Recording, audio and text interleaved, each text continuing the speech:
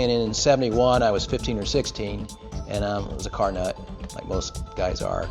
And there was ads all the time, Ford Pantera, and they were kind of happy about the price. They go, $10,000. I can remember, how can a car cost $10,000? So I always wanted one, could never afford one. Well, about the time I was 40, I thought, well, I'll buy a Pantera. This was before the internet. This is in the early 90s, maybe beginning of the internet. So if you wanted something like this, you got on Hemmings. It's probably online now. But anyway, it's a big old thick thing. And there might have been 3 Panteras in there. And this was a fellow that had one in New Jersey. He kind of raced on the weekends. I don't know if he raced this or not. But anyway, he was going to take it to a guy in Texas, but he'd drive by and see me first, and I ended up buying it.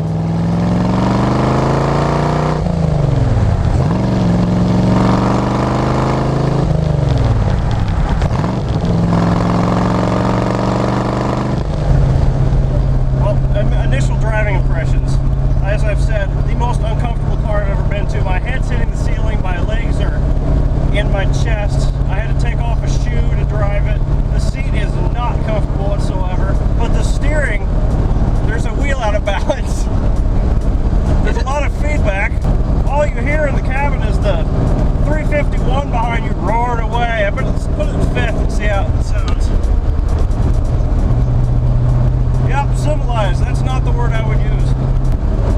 There's a lot of play in the brake and accelerator pedal and the clutch, so controls will take some getting used to. This is obviously not the best Pantera example, but it's pretty good. It's missing some trim pieces. You don't need that. It's for whips. I've got the door panels, but to roll the windows down, I had to switch this. Electrical systems are weird on it. And I had to reverse polarity to get it go down one way and reverse polarity to go the other way, so I just let the panels off. But it's fairly complete. I've got parts here and there. It had a spoiler, but I don't think that was original. The build quality, I always said that it was the guys that weren't good enough to work at Ferrari worked for DeTomaso, which is kind of unfair, because the build quality, a lot of stuff in the 70s weren't the best. This car has some commonality of parts. I think Ford used some of the Capri parts, like these lamps and stuff. I think those are off Capris. They weren't selling very well, and they said towards the end, this is a 74. In 74, you probably could have gone, and the list price was 10, but you could have bought brand new ones for $7,500. They were kind of a doctor's car back then. If you had a lot of money, you probably bought something else. I make fun of it sometimes because modern cars are so reliable, but it's a pretty basic car. You could drive it every day if you wanted to. I'd have to do a few things. I tell everybody it's like dating a supermodel. When it's good, it's great, but most time it's just a big pain in the ass. But, I mean, it looks good, and it sits in the house here, and it looks good. So, it's kind of a look-at-me car. You shine it up. You don't see them very often. So, in that regard, yeah. It's probably more reliable than some of the, exotic car engines, and you can. It's got a 351 Cleveland, so you can go to the Ford garage and get it fixed. So I used to drive it every day, and yeah, I mean, it's a low car, but I drove it in the snow and stuff. It's really not that bad. It's since it's mid-engine, it's pretty stable. And when I got this house I lived in, it was right next to a creek, and I drove through a low water crossing. Most people would be horrified to think this, but I mean, I did it for a couple years.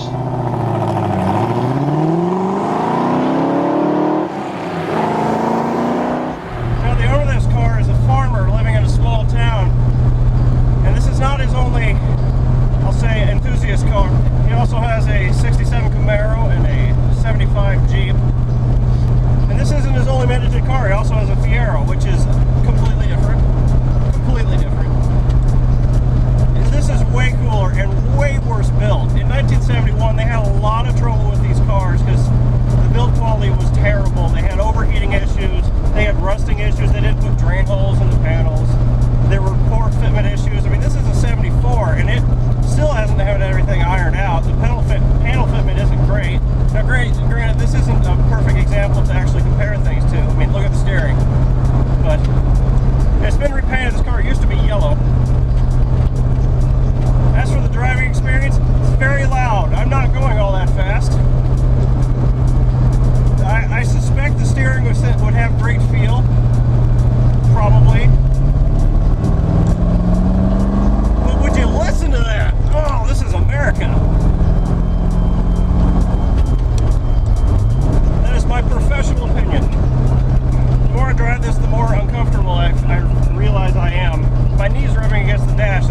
a little bit. I think the max height for this car is about 5'8", maybe 5'10". I'm 5'9", I'm about the maximum size that you can drive it comfortably. If you're over 6 foot, it's very uncomfortable.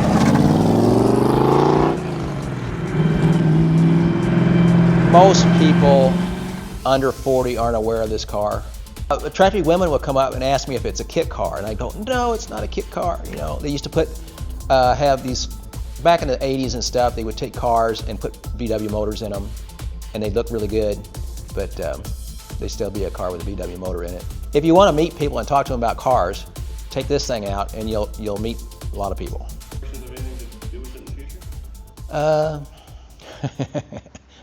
If somebody would come and say, I'll give you $100,000, I go, goodbye, and buy something else. But no, I've had it for so long, it's kind of like a part of the family now.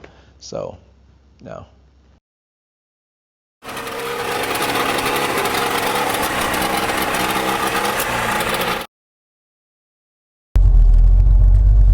Oh man, this is the most uncomfortable car I've ever driven. It's terrible, isn't it?